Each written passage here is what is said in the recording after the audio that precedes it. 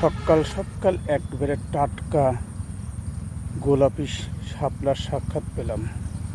তা বাড়ির কাছে শতাব্দী কারহাট, মানে পাবনা কারহাট যেটা, সেখানে রাস্তা দিয়ে হাঁটছিলাম, হঠাৎ চোখে পড়লো। তাহলে এটা কি ছেড়ে দেওয়া যায়? কখনোই না।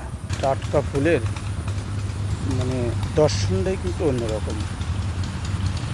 তাহলে বোঝেন যে আমি কেন ছুটে নেমে আসছি। কোথা থেকে নেমে আসছি তা আবার জানেন তো? আমার সামনেই কিন্তু রয়েছে শতাব্দী কারহাট। আপনার হয়তো গাড়ি ওই জঙ্গলের আড়ালে রয়েছে, কিন্তু দেখতে পাচ্ছেন না। এই পুকুরের কয়েকটা জায়গায় কিন্তু এই পদ্ম ফুটে আছে। ওই যে মেন সড়ক, যে সড়ক দিয়ে আমি নেমে চলে আসলাম, বিস্তীর্ণ তো সাদা শাপলা ফুটে আছে, কিন্তু অনেক সুন্দর হয়ে ফুটে আছে।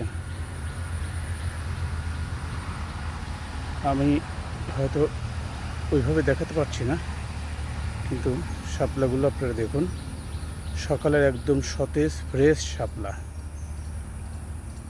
ওখানেই ভালো মানায়। ওকে তুললে কি আর ভালো মানাবে না। আবার একটু শাপলার কাছেই ফিরে এলাম, শাপলাকে একটু দর্শন দিয়ে যাই। ভালো লেগেছে মোটামুটি। শুভ সকাল সবাইকে।